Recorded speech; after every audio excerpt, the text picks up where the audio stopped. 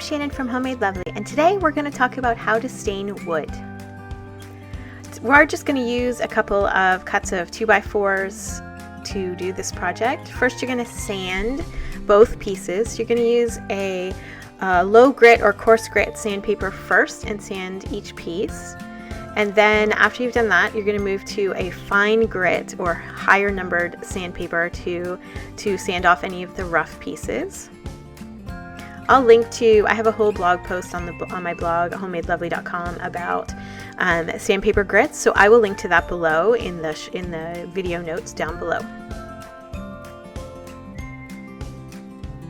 Once you've sanded your wood project, before staining it, you're going to want to use a tack cloth to get off any of the little bits and pieces so that there's nothing left to get stuck and gunked up in your stain.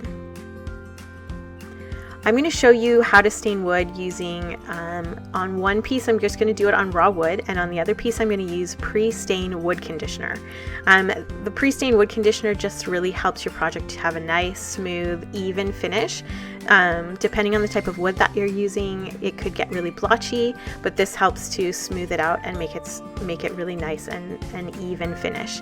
You want to stir your pre-stain wood conditioner just to make sure there's no lumps and bumps in the bottom. And then you're just going to use a simple foam brush and apply it to your wood evenly. It goes on a little bit like watered down glue, but it will dry transparent. Make sure you get the whole surface of the piece that you're working on. Again, I'm just doing the top part of this because we're just showing you how to stain wood. If you want to pay special attention to the cut ends, which I'm going to show you, if you want to pay special attention to the cut ends and add a little extra pre-stain wood conditioner, you can do that. The cut ends, the raw ends like that from cutting, tend to absorb a lot more stain. In this tutorial, I'm just putting one coat of pre-stain wood conditioner on it, just like the regular part of the wood. But if you really want to keep it from absorbing too much stain on your project, you can add another coat. Now let that dry for 1 to 5 minutes. And then using a clean lint-free cloth, just wipe off any excess that hasn't soaked into the wood yet.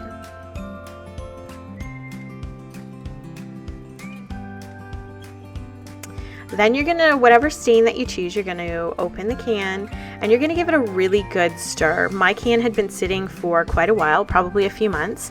And when that happens, it tends to separate and it gets really watery on the top and really thick on the bottom. As you can see, I'm wiping off the excess thick stain from the bottom. So give it a good stir. You don't want to shake it because bubbles will form and then those will pop on your wood and make really funny marks in your stain. Brush off any extra from stirring it with the foam brush that you will use to stain the wood. Then you're going to apply the stain in the direction of the wood grain. So this gets it all in there really nice and smoothly.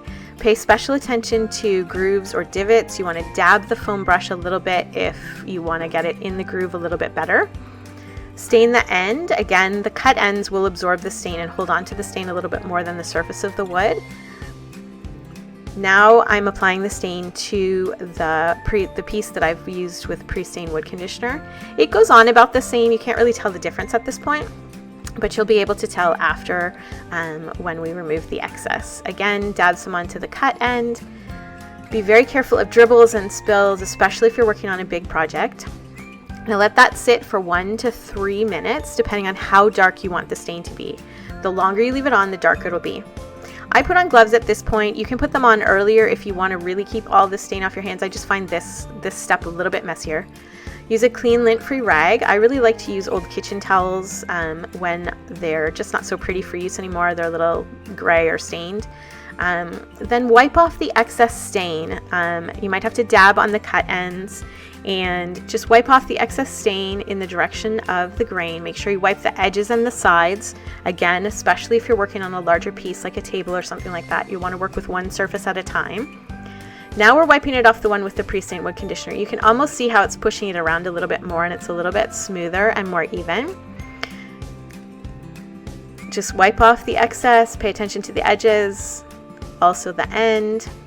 Now lay your cloth out flat to dry, especially if you've used oil-based stain.